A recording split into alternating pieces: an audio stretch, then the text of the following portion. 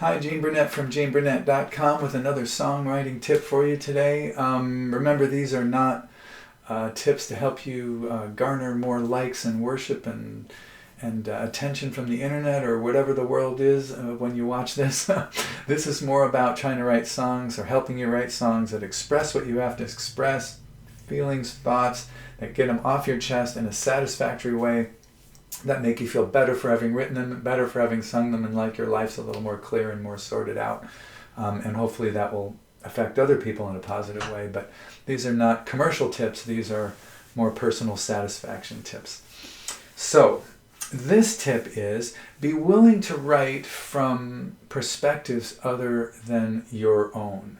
Be willing to write from other angles other than just simply your own direct experience of your life, your girlfriend, your boyfriend, your significant other, your travails, your job, whatever. I find this really, really helpful. I'm not sure if this is universal, but I really feel like I have a parliament in my mind. I have like ministers or advisors or counselors in there, and they're all expressing their own kind of points of view about things in the form of voices, impulses, whatever. And then there's a sort of essential prime minister or essential consciousness, which is me, and I listen to these voices. These voices, you know, if they're not at war with each other, they're actually kind of like a council, like a tribal council, and they just want to be heard. They just want to say, hey, we shouldn't go in there, that's not safe, and like, hey, fuck safety, I want to go in there, and this will be pleasurable, no it won't, and this will be helpful, no it won't, and this is pragmatic, no it isn't. And you know, like a village council, the head of the tribe listens to these voices and comes up with the best path forward. So I like to, you know, give those voices their due. I like to let them express themselves. That's what a lot of my songs are, just those voices from inside me expressing themselves. Sometimes they are in alignment with my sort of majority government, or they're in alignment with how I basically feel about things, but sometimes they just reflect that one point of view. And I find them very, very helpful in terms of feeling more complete, feeling more expressed, feeling lighter and more, I don't know, just satisfied with myself and my life. Because sometimes there's a point of view in there that's a minority point of view. And it's a part of me, it's a real part of me, but it's a minority part of me. And if I don't give that part some expression in some kind of song, it starts to get pissed off, gets a little darker, starts to want to take over the government. So I like to give those parts of me a point of view that aren't necessarily me, all things considered. So let's say if there was a part of me that wanted to jump off a building, I might write a song about jumping off a building, even though I don't want to jump off a building, but it expresses that part of me. So probably not the best example, but also when I look at the world, if I decided to write a song of you from the point of view of an object, or a song from a point of view of another person, or if I'm watching a movie and I think, what if that person wrote a song to this person? And I put myself in their head and write that song, it might reveal a part of me that isn't obviously apparent when I'm just looking at what I feel, what I want.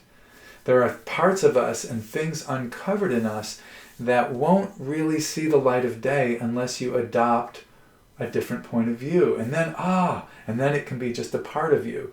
This is why, you know, when people put on Halloween costumes, when you put on a mask, when you put on a thing, it's very liberating. Sometimes you go out and parts of you that were completely unexpressed come out in this costume and in this mask that you didn't even know were there. You ever have that happen? You put on a costume and you start behaving or acting or cracking jokes or saying wonderful things that wouldn't have occurred to you without the mask.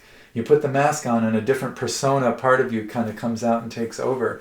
So I've done that for sure. I've written songs from perspective of objects and things, from the perspective of God, from the perspective of different movie characters. It really is liberating to try on something and write it. And, you know, I used to think every song had to reflect my entire worldview. And I just gave that up, you know. It's just a song. It's not a personal ad or a TED Talk. It's just a song. So that song can express a part of me. I've got songs that directly contradict each other, you know. Songs that are about personal responsibility and songs that are blamey as hell. They both are true. from different perspectives, different parts of me, even though neither one of them may reflect my entire point of view. So I really recommend that you consider writing songs from different perspectives other than you, if only as an exercise.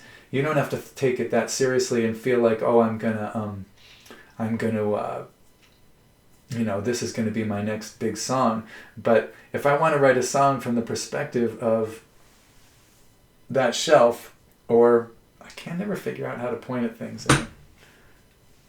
I'm trying to point at that pillow and I can't do it. There, that pillow. If I want to write a song from the perspective of a pillow, just as an exercise, I'm sure I would reveal things about myself that I didn't quite know until I did that. So even as just a psychological exercise, it's really good. It can be really good. But it can also yield some songs that are really powerful and really release something in you that you just didn't know was there until you put on that mask or you looked at it from that perspective. So change up your perspective. Consider writing from a perspective of a historical figure, a person in a novel, an object, anything other than yourself, and see what happens. You might learn something. So thank you for watching. I appreciate it. I hope these tips are helpful. That's why I'm doing this. I have a tip jar in my description of my videos, and I have them on my website, but tips are by all means optional and not necessary.